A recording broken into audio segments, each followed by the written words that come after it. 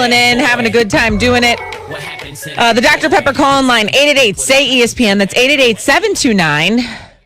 888-729-3776. It is Sports Festivus here. Name a feat of strength you saw in sports, air your grievances, or tell us a sports miracle that you would like to see happen.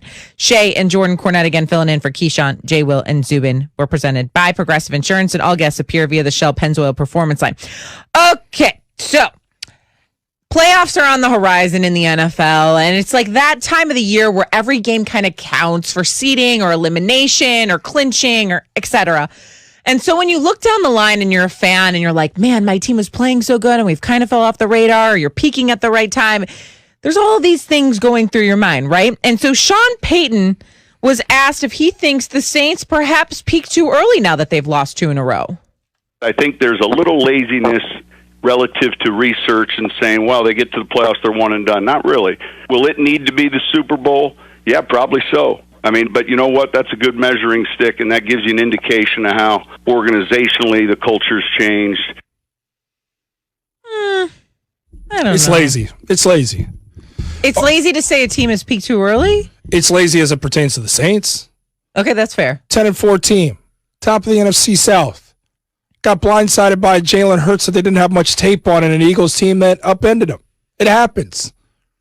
They were also playing with Taysom Hill, the quarterback, who's not their guy. This team has won a lot of games with Drew Brees as their quarterback, a healthy Michael Thomas, Alvin Kamara, and one of the best, if not the best defense in the NFL. I'm going to say the best defense in the NFL because that's what the Saints have. Drew Brees comes back. They lose by 3. They lose by a field goal to the Chiefs. Those are the 2 losses. And Drew Brees, by the way, is nowhere close to healthy. There's 2 games left in the regular season and then a postseason. Health is what has hurt the Saints.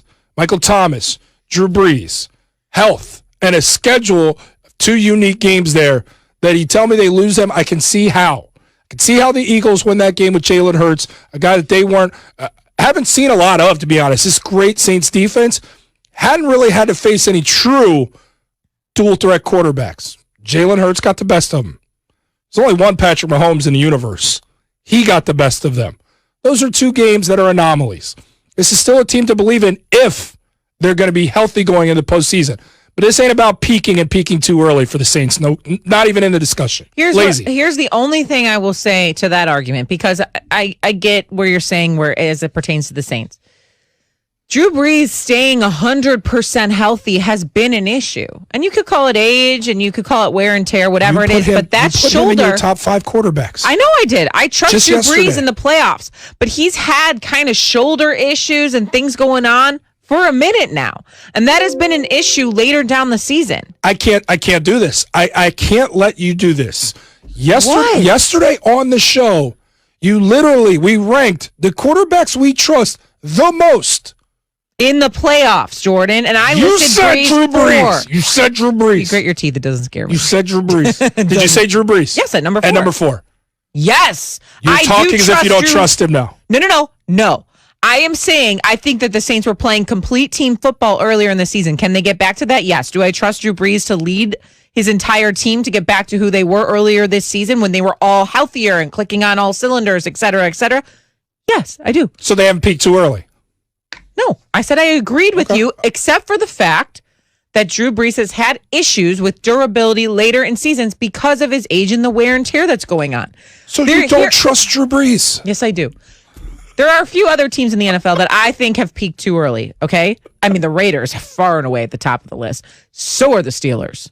Far and away. The Steelers, huh? The Steelers? I literally went on national radio and said, excuse me, could the Raiders please tell the rest of the NFL how to beat, this is what I said, how to beat the Chiefs, because the Raiders have some secret sauce that they know how to figure it out and no one else does. You're mocking yourself. I'm mocking myself. Like, how stupid am I? And then the Raiders come out and they looked completely flat in every phase of the game, completely undisciplined. I mean, talk about peaking too early. We'll start with the Raiders. Yeah, that defense, it's abysmal. Then we'll move to the Steelers.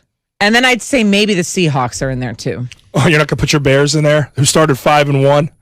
You're not going to put your Bears in there? No, because they're peaking again. They're playing good football right now. Peaking?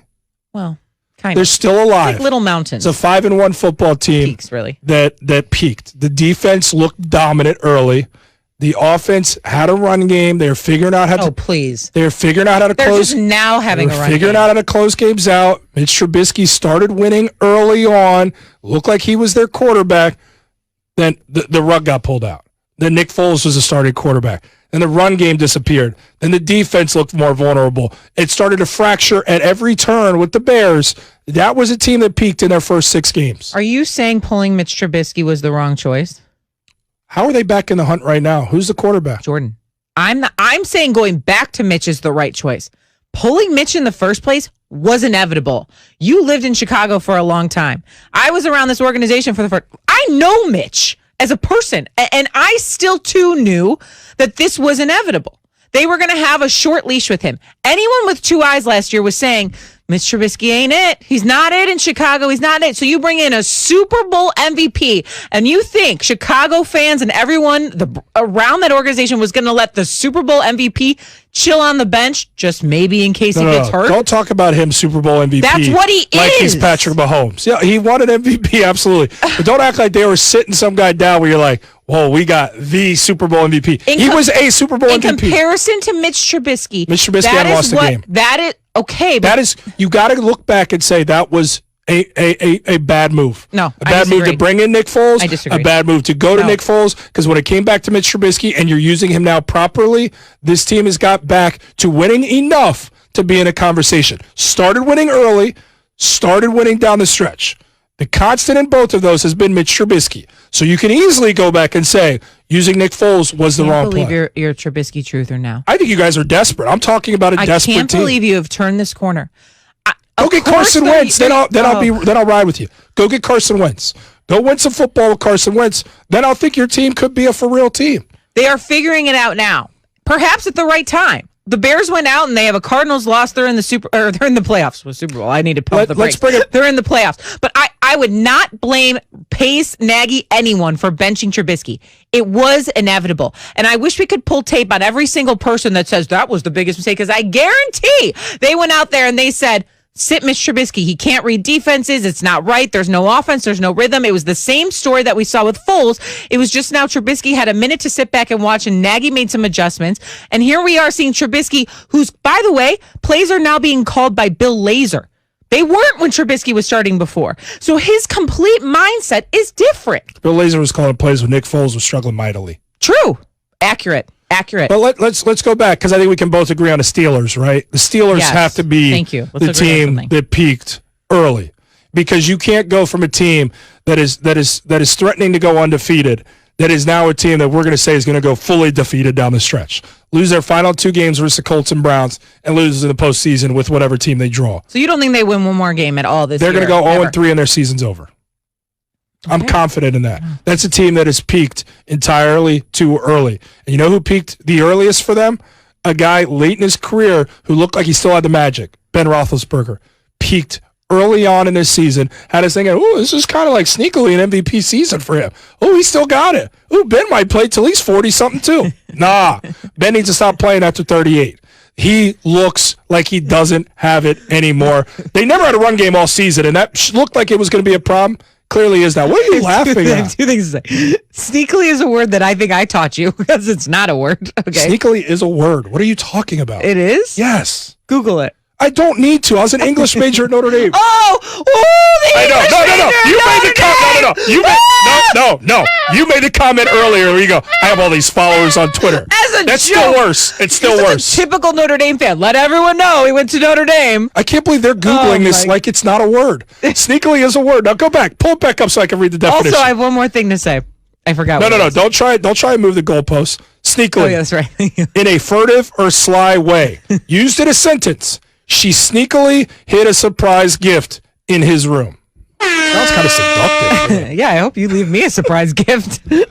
Did you? No. I got Did you even get me a gift? I got your gift. Also, you put all your chips on the Cowboys in early. Remember this? Why are you doing this? Because the guys in the back are egging me on, and I absolutely love this. Word? All the chips on the Cowboys, and we had a great Thanksgiving because I made fun of him mightily for this. And now you're putting all your chips on the Steelers losing the rest of the way out. I just want to know where the chips are. The Cowboys are not ruled out yet, by the way. Okay, we got to. Those chips are still on it. Your chips suck. They haven't taken the chips away yet, so I don't know what you're talking about. I hate all your. Which comment was worse? I want to know from anybody on Twitter. Which comment was more lame? Shay's comment that I didn't see it on Twitter because I have so many followers, or me like a loser saying I went to Notre Dame and I'm an English major? I think I'd probably lose. No, I'd probably lose. It's easily Notre Dame. All right, is there a new favorite for the Larry O'Brien Trophy after one night of NBA action? That's after Jordan has this from Dr. Pepper. College football season rolling along. So is the latest season of your favorite Dr. Pepper obsessed college football town. That's right. We're talking about Fansville. So brace yourself for all the on-the-field football drama and off-the-field Dr. Pepper flavor that your eyes and taste buds can handle. Because even though you can't be at the stadium, you can still dress, cheer, and drink Dr. Pepper like a true fan.